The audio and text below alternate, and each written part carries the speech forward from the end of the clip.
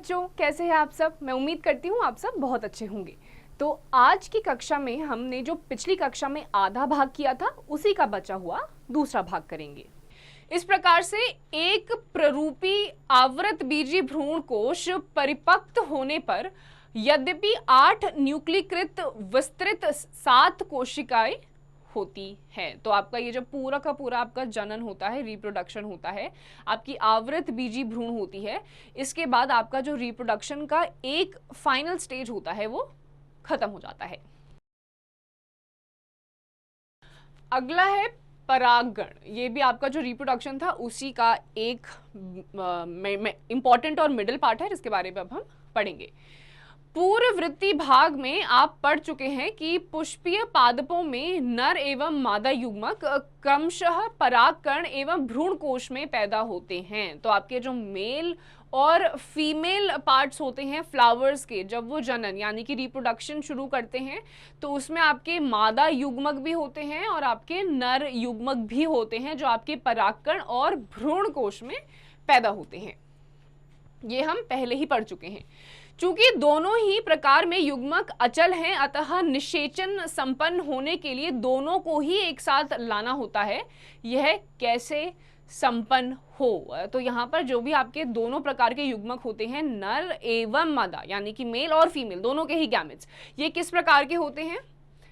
अचल होते हैं। अचल यानी कि इमोटाइल, मूव नहीं कर सकते हैं। तो अगर आपको फर्टिलाइजेशन यानी कि निषेचन, अगर आपको निषेचन करना है तो फर्टिलाइजेशन के लिए दोनों ही गैमेट्स को आपको एक जगह पर लाकर फ्यूज करना पड़ेगा। दोनों अपनी अपनी जगह पर रहेंगे तो फ्यूजन यानी कि फर्टिलाइजेशन नहीं हो पाएगा। तो एक्चुअल में ये जो रिप्रोडक्शन होता है ये कंप्लीट कैसे होता है? इस उद्देश्य की प्राप्ति के लिए परागकण एक पराक्रम है। तो इसी चीज के लिए ये पूरा का पूरा जो परागकण होता है वो फंक्शनल होता है। परागकणों परागकोश से झड़ने के पश्चात की स्त्री केसर के वर्तिकाग्र तथा स्थानांतरण या संचारण को परागकण कहा जाता है। तो ये क्या होता है? जो आपका स्त्री केसर होता है, जो फीमेल ऑर्गन होता है, उससे जब झड़ जाता है आपका कोई भी एक परागकण, इस पूरे प्रोसेस को कहा जाता है परागण। परागण यानी कि कोई भी एक पार्ट जो फीमेल का है, स्त्री केसर का है, वो आपका झड़ के अलग हो चुका है। परागकण की प्राप्ति के लिए पुष्पी पादपों ने एक आश्चर्यजनक अनुकूलन व्यूह विकसित किया है। ये परागकण को प्राप्त करने के लिए बाहर कारकों की उपयोग करता है।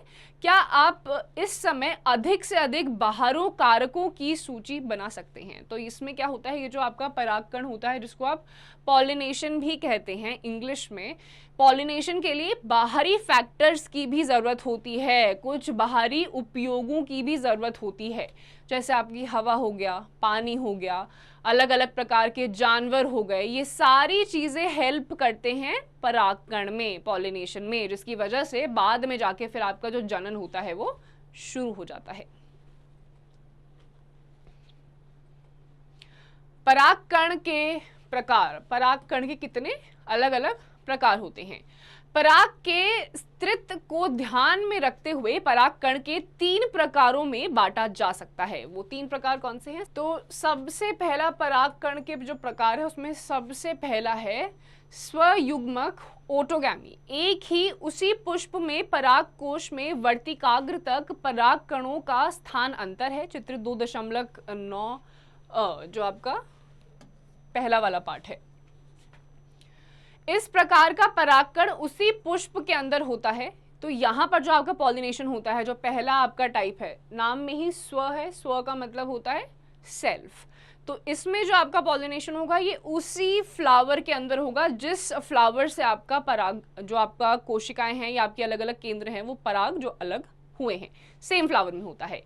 एक सामान्य पुष्प में जहां परागकोश एवं वर्तिकाग्र खुलता एवं अनवरत होता है, वहां पूर्ण स्वयुग्मक अपेक्षाकृत दुर्लभ होता है। इस प्रकार के पुष्पों में स्वयुग्मन के लिए पराग एवं वर्तिकाग्र की विमुक्ति के लिए कर्मक्ष समकालिकता की आवश्यकता होती है। इसके साथ ही परागकोश एवं वर्तिकाग्र एक दूसरे के साथ अविस्त होना चाहिए ताकि स्वपरागकण संपन्न हो सके। तो इसमें क्योंकि सेल्फ पॉलिनेशन होता है, सेल्फ पॉलिनेशन यानी कि जिस फूल का पराग कोश अलग होता है उसी पुष्प के ही अंग के साथ आपका जनन होना शुरू हो जाता है, एक ही जगह पर होता है, एक ही फ्लावर से होता है। कुछ पादप जैसे कि वायोल, सामान्य पानसी, ये जितने भी आपके कुछ एग्जाम्पल्स हैं अलग अलग फ्लावर्स के, जैसे अभी हमने पढ़ा था जिसका नाम है सामान्य पानसी, ये जो फ्लावर्स होते हैं इसमें आपका सेल्फ पॉलिनेशन यानी कि स्वयुग्मन शुरू हो जाता है। उन्मील परागकणी पुष्प अन्य प्रजाति के पुष्पों के समान ही होते हैं। तो जो आपके ये स्पेसिफिक टाइप के उन्मील परागकणी पुष्प है ये आपके बाकी जितने भी फ्लावर्स होते हैं उनके जैसे ही होते हैं, जिसके पराग कोश एवं वर्तिकाग्र आनवृत होते हैं तथा अनुमलीय परागकणी पुष्प कभी भी आनवृत नहीं होते हैं। तो आपके जो अनुमलीय परागकण होते हैं उनमें आनवृत नहीं होता है। इस प्रकार के पुष्पों में परागकोश एवं वर्तिकाग्र एक दूसरे के बिल्कुल नजदीक स्थित होते हैं।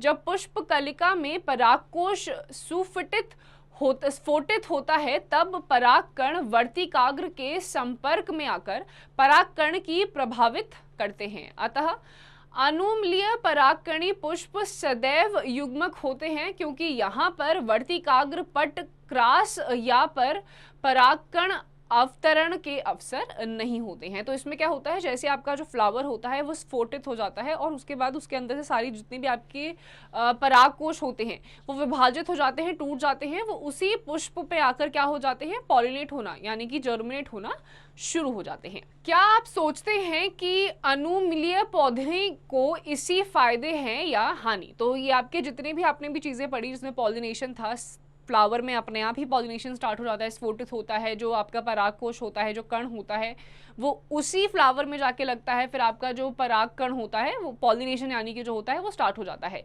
अब इसके फायदे हैं या नुकसान ये आपको खुद से तय करना है, अलग अलग अध्याय को आप पढ़ के इसका उत्तर दे सकते हैं। अब परागगण का ही दूसरा भाग है सजात पुष्पी परागण। एक ही पादप के एक पुष्प के परागकणों का दूसरे पुष्प के वर्तिक्रामों तक का स्थानांतरण करना, या इसमें क्या होता है, इसमें एक फ्लावर का पार्ट दूसरे फ्लावर पे जाता है, इसको क्रॉस पॉलिनेशन भी कहा जाता है, इसको कहा जाता है सजात पुष्पी परागण। यद्यपि सजात पुष्पी परागकण क्रियात्मक रूप से पर परागण है जिसमें एक कारक एजेंट सम्मिलित होता है। सजात पुष्पी परागण लगभग स्वयुग्मक जैसे ही होते हैं। तो आपके जितने भी ये सजात पुष्पी वाला है, जो हमने सबसे पहले परागकण का जो पार्ट पढ़ा था जिसका नाम स्वयुग्मन था, सेल्फ पॉलिनेशन, सेम फ्लावर में ही पॉलिनेशन यानी कि परागण शुरू हो जाता है, ये लगभग वैसा ही है,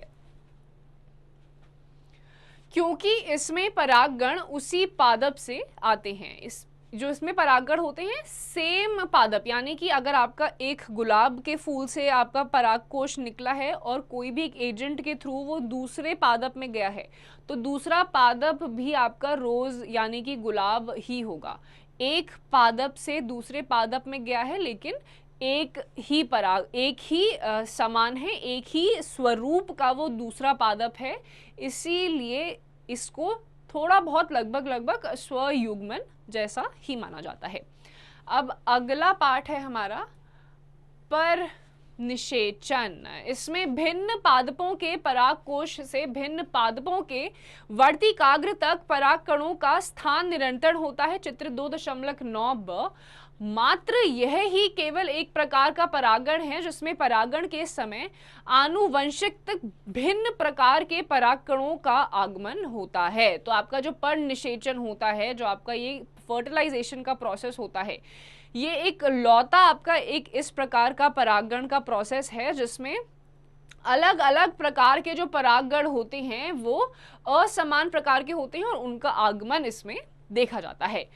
परागगण के अभिक्रम या कारक, यानी कि जो परागगण पॉलिनेशन जो होता है वो एक्चुअल में किन किन कारकों की वजह से संभव होता है, किन की वजह से होता है। पौधे परागगण के कारक या अभिक्रमक के रूप में दो अजीवीय वायु एवं जल तथा एक जीवीय प्राणी कारक एजेंट का उपयोग कर लक्ष्य प्राप्त करते हैं। तो आपके जो अलग अलग पादप होते हैं वो 2 से 3 आपके मिनिमम एजेंट्स होते हैं जिनको यूज करते हुए, उनको उपयोग करते हुए अपने लक्ष्य तक पहुंचते हैं। पहला तो आपका होता है अजीवीय। अजीवीय का मतलब होता है जो जीवित नहीं होता है, जैसे वायु एवं जल, एयर एंड वाटर।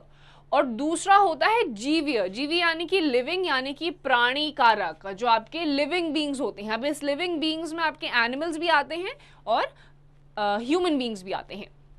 अधिकतर पौधे परागण के लिए जीवीय कारकों का उपयोग करते हैं, बहुत कम पौधे अजीवीय कारकों का उपयोग करते हैं। वायु तथा जल दोनों ही कारकों में परागकण का वर्तिकाग्र के संपर्क में आना सहज संयोगतक घटना होती है। तो जितने भी आपके अधिकांश पादप होते हैं, प्लांट्स होते हैं, ज्यादातर आपके जो जीवीय कारक होते हैं, जो एनिमल्स हो गए, ह्यूमन बींग्स हो गए, इन्हीं कारकों का इस्तेमाल करते हैं। बहुत कम ऐसे होते हैं जो जल या फिर वायु का इस्तेमाल करते हैं। इस प्रकार की अनिश्चितता तथा परागकणों के हर्ष से जुड़े तथ्य की क्षतिपूर्ति हेतु पौधे बीजांडों की तुलना में असंख्य मात्रा में परागकण उत्पन्न करते हैं। तो बाकी जितने भी आपके अलग अलग जीव होते हैं उनकी कंपैरिजन में जो आपके अलग अलग पादप होते हैं, जो बीजांडों की तुलना में असंख्या मात्र, यानी कि इननंबरेबल, आप काउंट भी नहीं कर सकते, इतने सारे नंबर में आपके जो परागकण होते हैं उनको उत्पन्न करती है। अजीवीय परागकण में वायु द्वारा परागकण सर्वाधिक सामान्य परागण है। इसके साथ ही वायु परागण हेतु हल्के तथा चिपचिपाहट रहित परागकणों की जरूरत होती है ताकि वे हवा को झोंकों के साथ संचरित हो सके। तो इसमें क्या होता है, जितने भी आपके लिविंग क्रीचर्स नहीं होते, जो आपके नॉन लिविंग परागण होते हैं, जैसे आपका एयर हो गया, वाटर हो गया, हवा के साथ ही जो आपके कुछ हल्के फुल्के पौधे होते हैं, पादप होते हैं, जैसे कि कॉटन हो गया, बहुत हल्के जो होते हैं, जो आसानी से हवा के झोंकों के साथ उन्हीं के डायरेक्शन में चले जाते हैं और अपना जितना भी पॉलिनेशन होता है कर लेते हैं, यानी कि एक फ्लावर है दूसरे फ्लावर तक हवा के द्वारा ही पहुंच जाते हैं। या फिर आपके कुछ ऐसे पादप होते हैं जैसे आपका लोटस हो गया, कमल का फूल हो गया, या अलग अलग प्रकार के आपके पादप जो जल में देखे जाते हैं। तो जल में भी जो जल की धारा होती है उसी के डायरेक्शन में मूव होते हुए वो भी अपने परागणों को उपयोग करते हुए, अलग अलग कारकों का, एजेंट्स का उपयोग करते हुए अपना जो भी लक्ष्य होता है उसे प्राप्त कर लेते हैं। तो ये आपका कौन से होते हैं, ये आपके नॉन लिविंग क्रीचर्स में आते हैं। इसके अलावा आपके फिर आ जाते हैं लिविंग क्रीचर्स। लिविंग क्रीचर्स में कौन कौन आ जाते हैं, आपके जानवर भी आ जाते हैं और इंसान भी आ जाते हैं। कभी कभी अगर आप किसी भी एक बहुत ही झाड़ियों वाली जगह से निकलेंगे भी तो आप कभी कभी नोटिस करेंगे कि आपके कपड़ों के साथ छोटे छोटे बीज लग जाते हैं। तो इस प्रकार से आप भी कारक बन जाते हैं परागण के। अब आप जहां पर भी उसको झाड़ेंगे, अगर वहां पे दूसरा पौधा होगा तो वहां पर वो परागण होना शुरू हो जाएगा, पॉलिनेशन होना स्टार्ट हो जाएगा। तो इसी प्रकार से इंसान, जानवर, उनकी कपड़ों पे, उनकी जो स्किन होती है, जो त्वचा होती है, उस पर कुछ परागकोश लग जाते हैं। जहां पर भी वो झड़ जाते हैं वहां पर आपका जो परागण होता है, पॉलिनेशन होता है, वो फिर स्टार्ट हो जाता है, अगर फेवरेबल कंडीशंस उनको मिल जाती है। पुष्पी पादपों में पानी द्वारा परागण काफी दुर्लभ है। यह लगभग 30 वर्षों तक सीमित है, वह भी अधिकतर एक बीजपत्री पौधों में। इसके विपरीत आप स्मरण करें कि निम्न पादे समूह जैसे एल्गी, ब्रायोफाइटस तथा टेरिडोफाइटस आदि के नर युग्मकों के परिवहन संचार का नियमित साधन जल ही है। तो काफी सारे जो आपके पुष्पी पादप होते हैं, यानी कि ऐसे प्लांट्स जिसमें फ्लावर्स होते हैं, फ्लावर बेयरिंग प्लांट्स, पुष्पी पादप जो आपके होते हैं, बहुत कम आप ऐसे देखेंगे जो जल के द्वारा आपके पॉलिनेशन यानी कि परागण करते हैं। लेकिन उसी के विपरीत अगर आप अलग अलग, जैसे आपके ब्रायोफाइटस हो गया, टेरिडोफाइटस हो गया, इन सारे पौधों को अगर आप देखेंगे, इसमें पुष्प नहीं होता है, लेकिन इन सब के परागण के लिए आपको किस चीज की जरूरत होती है, जल की ही जरूरत होती है। यह विश्वास किया जाता है कि कुछ ब्रायोफाइट एवं टेरिडोफाइट्स का विस्तार केवल इसीलिए सीमित है क्योंकि नर युग्मकों के परिवहन एवं निषेचन हेतु जल की आवश्यकता होती है।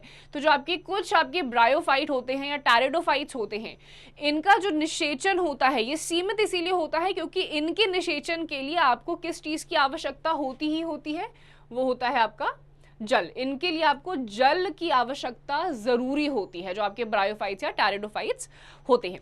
जल परागित पादपों के कुछ उदाहरण वैल्सीनेरियस तथा हाइड्रिला जो कि ताजे पानी में उगते हैं और अनेकों समुद्र जलीय घासें जैसे जोस्टेरा आदि हैं। तो कुछ आपके अलग अलग किस्म के पादप आते हैं, प्लांट्स आते हैं, जो कुछ ऐसे होते हैं जैसे कि आपका हाइड्रिला हो गया, जो सिर्फ और सिर्फ फ्रेश वाटर में देखे जाते हैं, जो आपके ताजे पानी होते हैं उसी में ही ये देखे जाते हैं। सभी जलीय पौधे जल को परागण के लिए उपयोग में नहीं लाते हैं। अधिकांश जलीय पौधे जैसे कि वाटर हाइसिंथ एवं वाटर लिली पानी के सतह पर पैदा होते हैं और इनका परागण कीटों एवं वायु से होता है, जैसे कि अधिकतर जलीय पदार्थों में या पादपों में होता है। तो आपके कुछ आपके ऐसे वाटर हाइसिंथ हो गया, वाटर लिली हो गया, इसमें भी अगर आप देखेंगे तो आपके ज्यादातर जो जल होता है वो ही कारक बनता है, या और उससे भी ज्यादा जो आपके अधिकतर थलीय पादप होते हैं उसमें भी आप देखेंगे कि आपका जो मेन एजेंट होता है, मेन कारक होता है, वो जल ही होता है।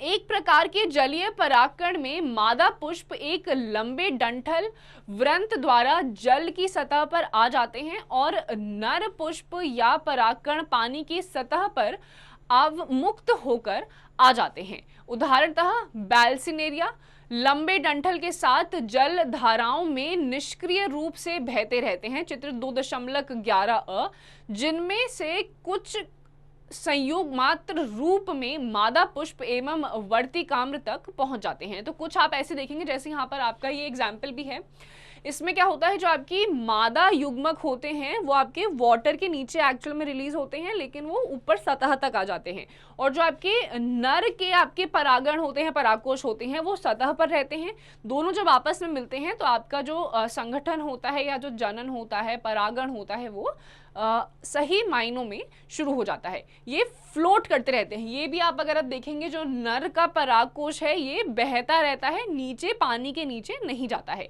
सतह पर जैसे ही आपकी जो मादा का युग्मक होता है वो आता है, ये दोनों मिलते हैं और उसके बाद आपका जो परागण होता है वो शुरू हो जाता है।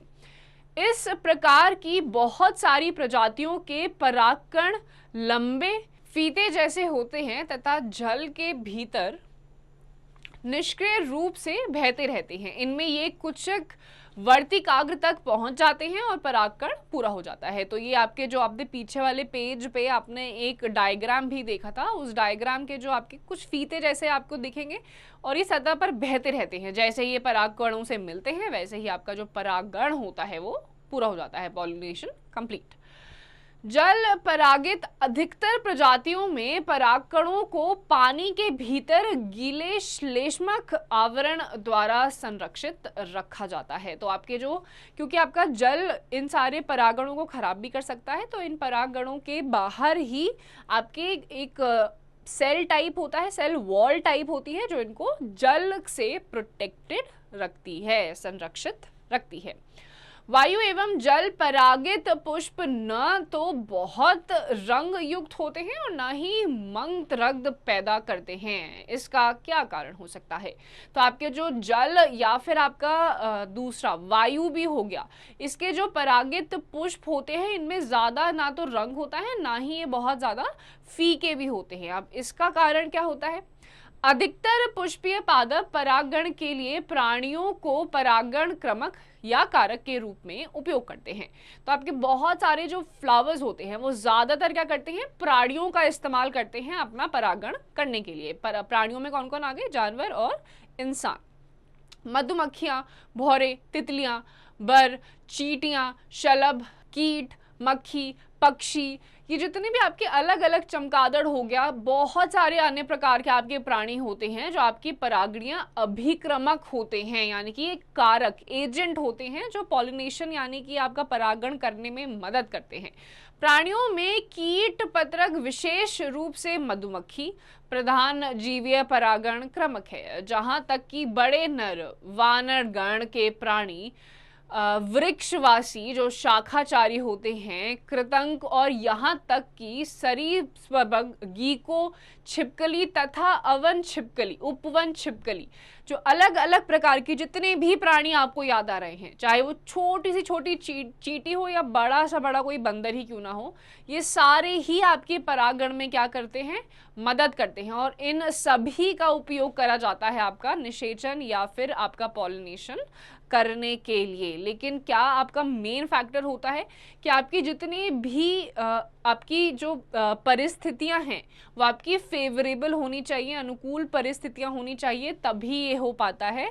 वरना आपके जो कारक भी होते हैं वो कभी कभी अवगण नहीं करा पाते अगर आपकी परिस्थितियां फेवरेबल नहीं है।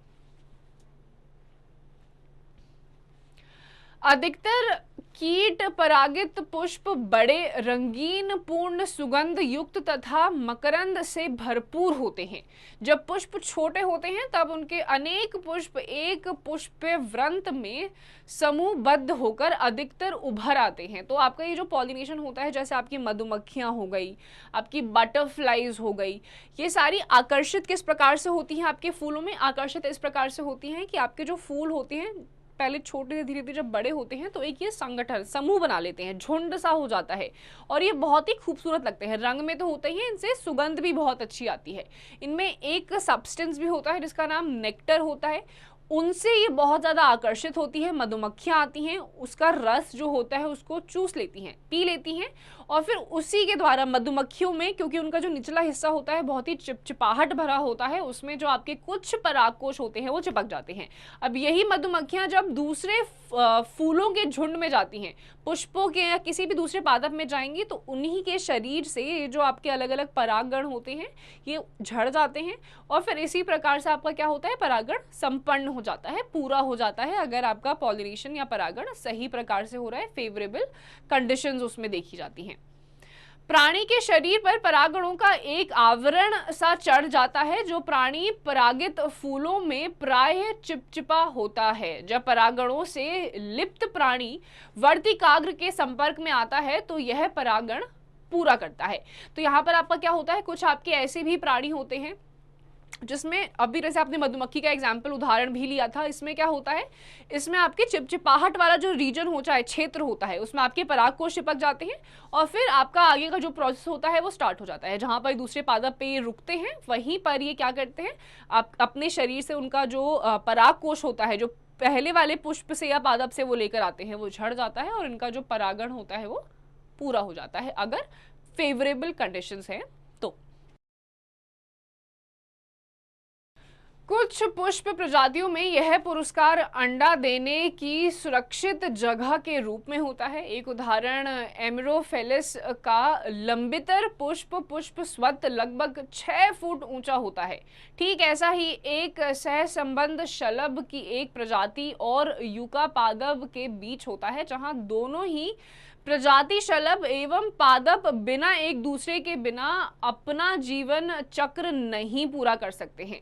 इसमें शलभ अपने अंडे पुष्प के अंडशय के कोशक में देती है, जबकि इसके बदले में वह शलभ द्वारा परागित होता है। शलभ का लार्वा अंडे से बाहर तब आता है जब बीज विकसित होना प्रारंभ हो जाता है।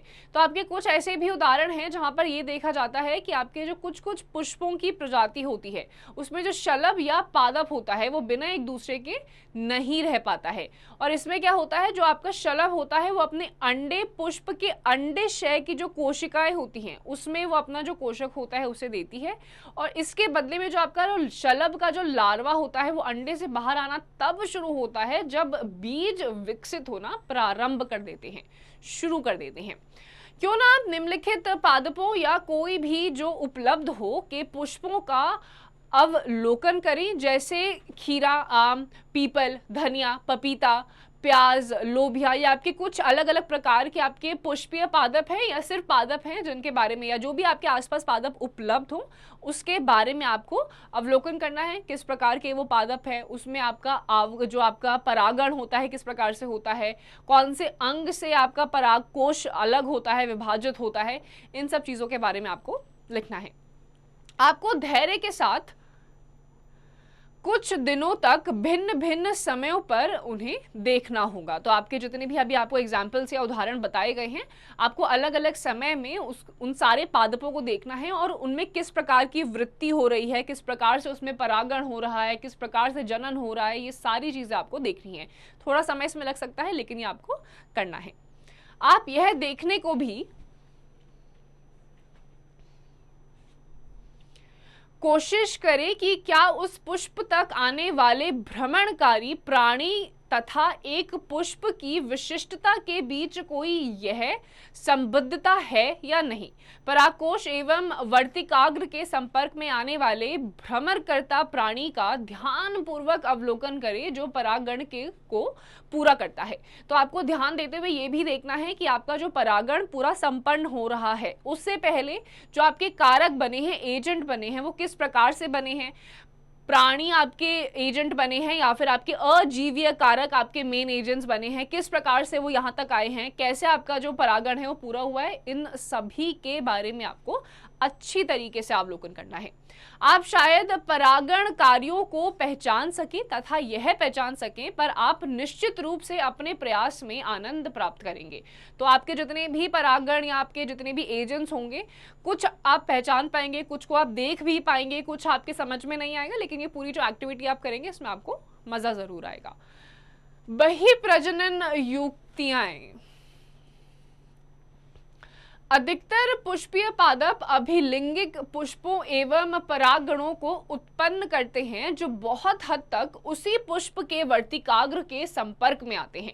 तो बहुत सारे जो आपके अलग अलग पुष्पीय पादप होते हैं, जब वो आपका अभिलिंगी पुष्पों के साथ या परागणों के साथ उत्पन्न करते हैं तो बहुत हद तक, मैक्सिमम टाइम्स यही देखा गया है, 70-80% आप देखेंगे कि जो पुष्प के वर्तिकाग्र होते हैं उसी पुष्प के ही संपर्क में वो आते हैं। निरंतर स्वपरागण के फल स्वरूप प्रजनन में अंतः प्रजनन अवनमन होता है। पुष्पीय पादपों में बहुत सारे ऐसे साधन या उपाय विकसित कर दिए हैं जो स्वपरागण को हेतु साहित्य एवं परागण के प्रोत्साहित करते हैं। तो बहुत लंबे टाइम से ये जो परागण की पूरी प्रक्रिया देखी जा रही है, जिससे बाद में आपके नए पुष्प निकल कर आते हैं, चाहे वो स्वपरागण हो या फिर आपका क्रॉस पॉलिनेशन हो, इसकी जो अलग अलग आपके स्वरूप हैं, ये विद टाइम आप देखेंगे कि अलग अलग प्रकार से इसको प्रोत्साहित यानी कि मोटिवेट करा गया है। कुछ प्रजातियों में पराग अवमुक्त एवं वर्तिकाग्र ग्रहस्थ समकालिक नहीं होता है, या तो वर्तिकाग्र के तैयार होने से पहले ही पराग अवमुक्त कर दिए जाते हैं या फिर परागों के झड़ने से काफी पहले ही वर्तिकाग्र ग्रह बन जाता है। तो काफी सारे एग्जाम्पल्स में आप ये भी देखेंगे कि जो आपका विभाजन यानी कि आपका विस्फोट होता है और उसके बाद आपके एक ही पुष्प या किसी एक पादप से आपके जो परागकोश होते हैं वो निकल जाते हैं। कुछ उदाहरणों में आप देखेंगे कि जो आपका अवमुक्त होता है वो या तो पहले ही कर दिया जाता है या फिर उस परागकोश के अवमुक्त होने से पहले ही जो आपका वर्तिकाग्र होता है वो तैयार होना शुरू हो जाता है। कुछ प्रजातियों में परागकोश एवं वर्तिकाग्र भिन्न स्थानों पर अवस्थित होते हैं, जिससे उसी पादप में पराग वर्तिकाग्र में संपर्क में नहीं आ पाते हैं। दोनों ही युक्तियां स्वयुग्म रुकती हैं। अंततः प्रजनन रोकने का तीसरा साधन स्व असामंजस्य है। तो आपकी जो ये पूरी प्रक्रिया होती है उसको रोकने का एक लौता जो साधन है वो है स्व असामंजस्य। यह एक वर्षानुगत पराक्रम तथा स्वपरागण रोकने का उपाय है। उसी पुष्प या उसी पादप के अन्य पुष्प से जहां बीजांड के निषेचन के पराग अंकुरण या स्त्री केसर में पराग नलिका वृद्धि को रोका जाता है। तो इस प्रक्रिया से क्या होता है, या तो जो आपकी पराग नलिका होती है उसकी वृद्धि, उसकी ग्रोथ को ही रोक दिया जाता है ताकि निषेचन ना हो। एक ही पौधे पर नर एवं मादा दोनों ही पुष्प उपलब्ध हों, जैसे एरंड, मक्का, जो ये आपके कुछ एग्जाम्पल्स है। एरंड, मक्का, इसमें क्या होता है, इसमें आपका जो एक पुष्प होता है, एक पादप होता है, उसी में आपका नर और मादा दोनों ही पुष्प एक ही प्लांट में आपके उपलब्ध हो जाते हैं। तो इसमें आपका जो परागण होता है वो करना बहुत ही ज्यादा आसान हो जाता है। अन्य बहुत सारी प्रजातियों जैसे पपीता में नर एवं मादा पुष्प भिन्न पादपों पर होते हैं, अर्थात प्रत्येक पादप या तो मादा या नर है। तो आपके बहुत सारे जो अलग अलग प्रजातियां हैं, जैसे आपका पपीता का यहाँ पर उदाहरण लिया गया है, उसमें आपके जो मादा पुष्प होते हैं वो भिन्न पादपों पर, यानी कि बहुत सारे अलग अलग प्लांट्स में आपके देखे जाते हैं। तो प्रत्येक पादप जो होता है वो मादा या तो नर होता है।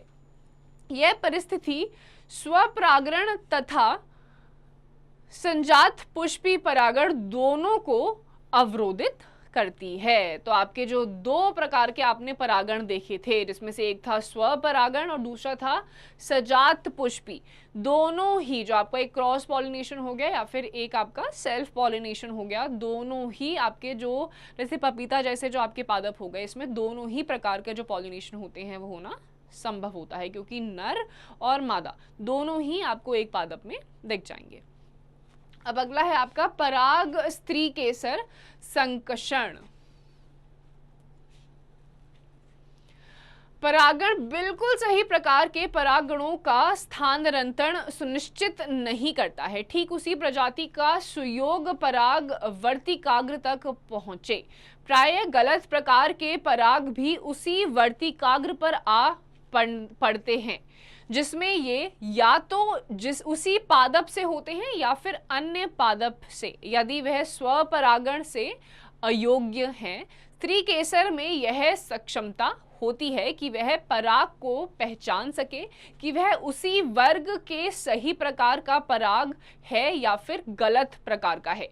तो आपका जो पराग स्त्री केसर संरक्षण होता है, इसमें क्या होता है कि जब आपने सजात पुष्पी परागण देखा था, जिसमें आपका एक ही प्रकार का जो पादप होता है उसी का परागकोश सेम टाइप के दूसरे पादप में जाके बैठ जाता है।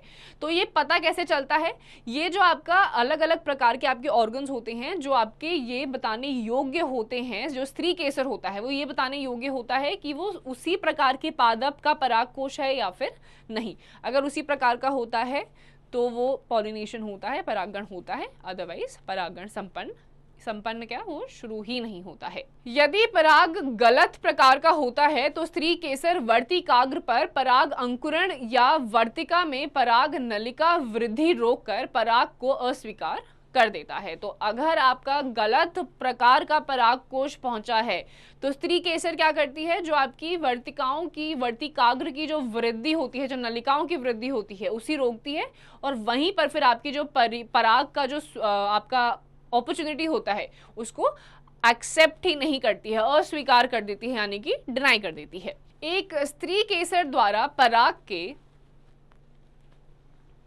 पहचानने की सक्षमता उसकी स्वीकृति या अस्वीकृति द्वारा अनुपालित होती है, जो परागकणों एवं स्त्री केसर के बीच निरंतर संवाद का परिणाम है। तो ये जो स्त्री केसर होता है, ये जो पहचानने की सक्षमता होती है, ये कैसे पता चलती है, अगर एक्सेप्ट कर लिया यानी कि वो सेम ही टाइप का परागकोश है, सेम ही पादप का परागकोश है, अगर अस्वीकृत कर दिया यानी कि डिनाई कर दिया, एक्सेप्ट ही नहीं करा, यानी कि दूसरे पादप का वो है।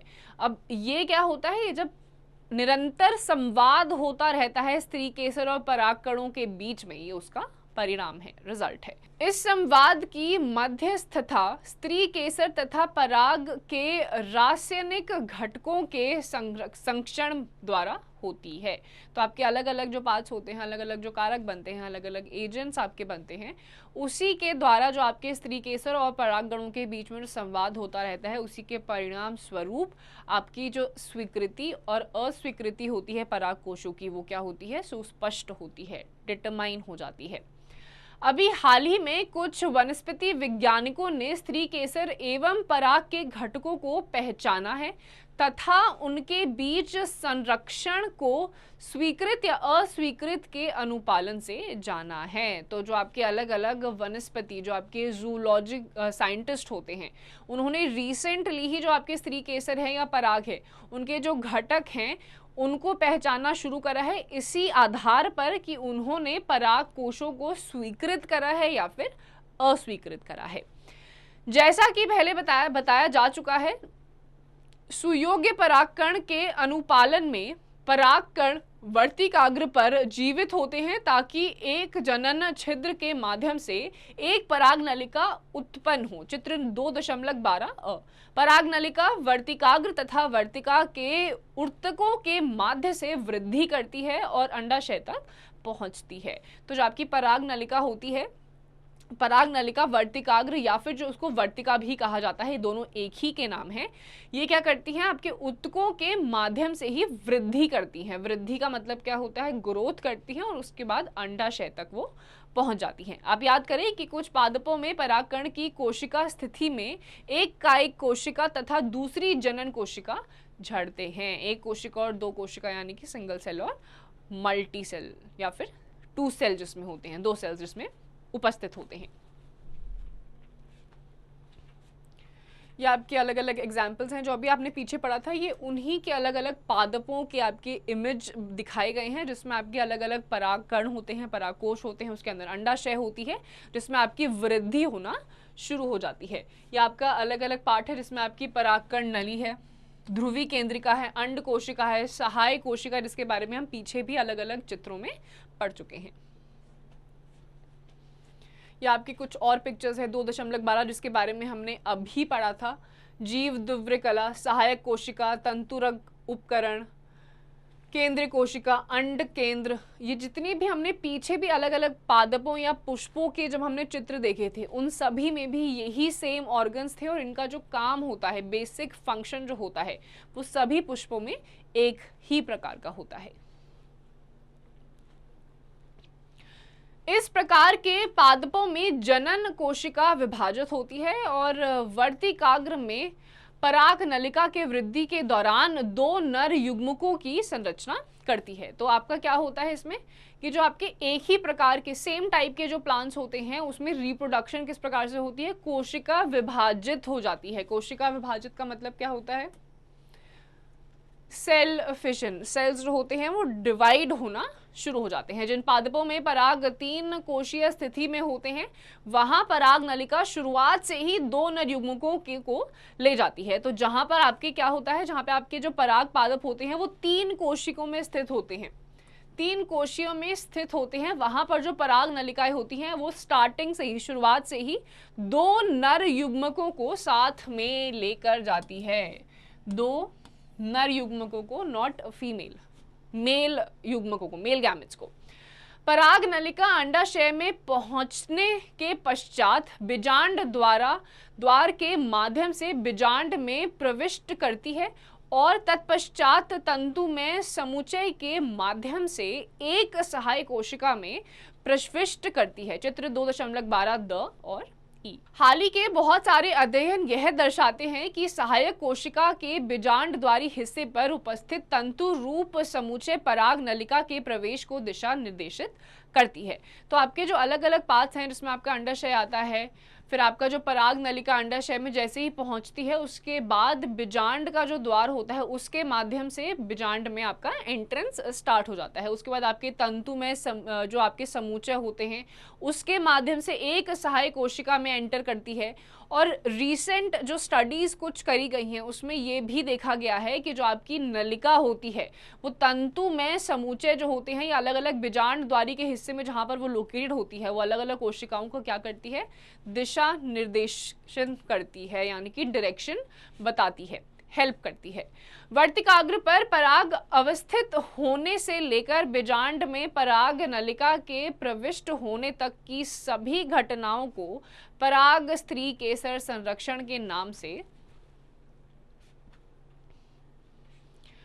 संबोधित किया जाता है। तो ये आपकी जितनी भी प्रक्रिया आपने अभी पढ़ी जिसमें बीजांड का आया, निषाद निर्देशित हुआ, अलग अलग प्रक्रियाएं आपकी आई, इनको एक ही नाम से संबोधित किया जाता है। जैसे कि पहले भी बताया गया है कि पराग स्त्री केसर संरक्षण एक गतिक पराक्रम है जिसमें पराग पहचान के साथ पराग को पुनित या अवनित द्वारा अनुपालन सम्मिलित है। इस क्षेत्र के बारे में ज्ञान प्राप्त करने से पादप प्रजनकों को पराग स्त्री केसर संरक्षण के हेर फेर में यहाँ तक कि अयोग्य परागकण से अपेक्षित संकरण जाति प्राप्त करने में मदद प्राप्त होती है। तो ये जो स्त्री केसर संरक्षण होता है ये ना केवल स्वीकृति और अस्वीकृति के बारे में बताता है, सिर्फ इसी चीज में ये मदद नहीं करता है, बल्कि अलग अलग जो पादप होते हैं, अलग अलग पुष्प होते हैं, उसमें जो आपकी अलग अलग प्रजातियां होती हैं उनके बारे में भी अगर आपको डिटरमाइन करना है, सुस्पष्टता बतानी है, जातियों के बारे में अध्ययन करना है, तो उसमें भी ये काफी हद तक मदद करते हैं। आप एक कांच की पट्टी स्लाइड पर जल शर्करा घोल 10% घोल की एक बूंद पर मटर, चना, क्रोटोरियल, बायलसम तथा विनका के पुष्पों से कुछ पराग झाड़ कर गिराने के पश्चात पराग जनन का अध्ययन आसानी के साथ कर सकते हैं। तो आप एक स्लाइड लेंगे, उसमें आप एक शर्करा घोल जो आपका शुगर का सोल्यूशन होता है उसमें उसकी एक बूंद डालेंगे, उसमें अलग अलग टाइप के जैसे मटर हो गया, चना हो गया या अलग अलग प्रकार के जो आपके पादप होते हैं उनको रखेंगे। तो किस प्रकार से जो आपके अलग अलग पराग जनन होता है उसका अध्ययन आप बड़ी आसानी से कर पाएंगे। स्लाइड पर इन्हें रखने के 15 से 30 मिनट के बाद स्लाइड को कम शक्ति लो पावर के लेंस वाले सूक्ष्मदर्शी यंत्र पर रखकर अवलोकित करें। बहुत संभव है कि आप परागणों से निकली हुई पराग नलिकाओं को देख पाएंगे। तो आपका जो सूक्ष्मदर्शी जो आपका माइक्रोस्कोप होता है उसमें जो लो पावर लेंस होता है, कम शक्ति वाला लेंस होता है, उसके नीचे आप ये स्लाइड को देखेंगे तो आप अलग अलग परागणों से जो आपकी अलग अलग पराग नलिकाएं निकलेंगी उनको भी आप देख सकेंगे। जैसे कि आप अध्याय 9 में पादप जनन के बारे में पढ़ेंगे कि एक प्रजनन भिन्न प्रजातियों के संकरण क्रॉसिंग में तथा वाणिज्यिक रूप से स्वीकृत श्रेणी के अपेक्षित विशिष्टता वाले जनन संपाक में रुचि रखते हैं। तो आपके अलग अलग प्रकार से अभी जो आपने जनन भी देखे थे और अध्याय 9 जो आपका चैप्टर 9 था उसमें भी आपने ये देखा होगा कि आपके जितने भी संकरण होते हैं, अलग अलग प्रजाति होती हैं, उसमें जो आपका परागण होता है या जनन होता है उसमें अलग अलग प्रकार के जनन में जिसमें आपका संकरण क्रॉसिंग आता है, क्रॉसिंग पॉलिनेशन हो गया, क्रॉस रिप्रोडक्शन हो गया, इन सभी में रुचि अलग अलग प्रजातियों की रहती है। इस प्रकार के संकरण प्रयोगों हेतु यह सुनिश्चित करना महत्वपूर्ण है कि केवल अपेक्षित परागों का उपयोग परागण के लिए किया जाता है तथा वर्तिकाग्र को संदूषण में बचाया जाए। यह उपलब्धि केवल बोरा वस्त्र तकनीक तथा विपुंसन तकनीक द्वारा पाई जा सकती है। तो ये जो आपने वर्तिकाग्र के संदूषण या परागण को जो उपयोग करा जाता है महत्वपूर्ण चीज़ों के लिए, ये आपकी 2 तकनीकियों द्वारा ही संभव अभी तक हो पाया है। एक है बोरा वस्त्र तकनीक और दूसरी है विपुंसन तकनीक। इन्हीं दोनों के द्वारा ये आप इस चीज़ का उपयोग कर सकते हैं। तो बच्चों, मैं उम्मीद करती हूँ आपको आज का जितना भी हमने पढ़ा है वो आपको समझ में आ गया होगा। इसी का जो दूसरा भाग है वो हम दूसरी क्लास में करेंगे।